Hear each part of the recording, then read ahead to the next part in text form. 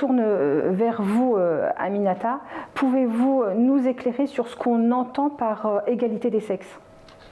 Assalamu alaikum wa rahmatullahi wa barakatuh.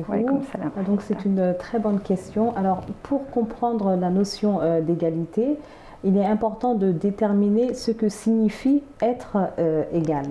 Alors peut-on parler d'égalité absolue lorsqu'on parle de relations homme-femme? Parce que si on parle d'égalité absolue, il est clair que beaucoup de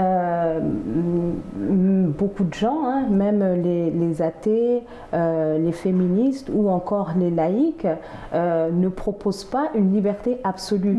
Et pratiquement tout le monde admet que les hommes et les femmes doivent être traités différemment dans au moins certaines activités de la vie.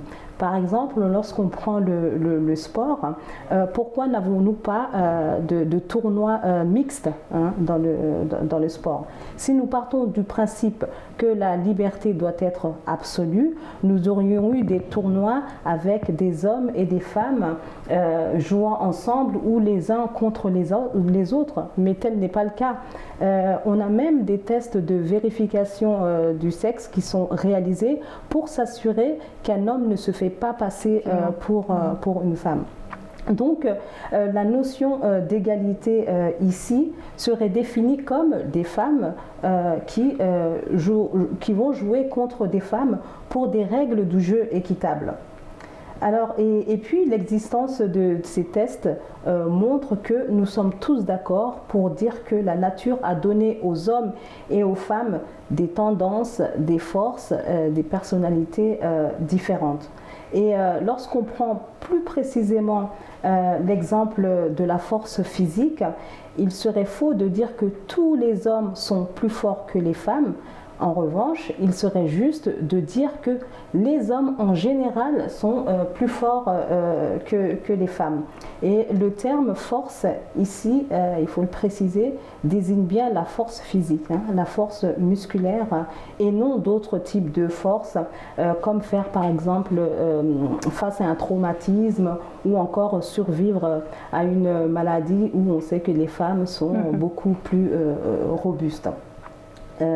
Donc il s'agit plutôt ici d'une question d'égalité dans le meilleur des sens et non d'égalité absolue.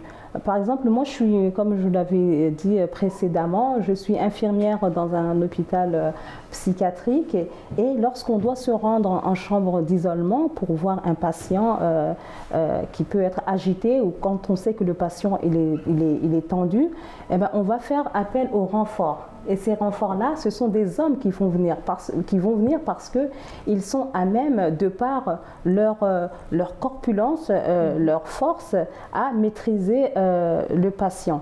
Et s'il arrive qu'il n'y a pas assez d'hommes dans l'hôpital, parce qu'il est arrivé qu'il n'y a pas assez d'hommes, on appelle des femmes pour faire le nombre. C'est-à-dire que voilà, c'est vraiment en seconde position qu'on va appeler les femmes. Donc, il faut reconnaître que chaque genre a des forces et des faiblesses qui peuvent ou non se chevaucher.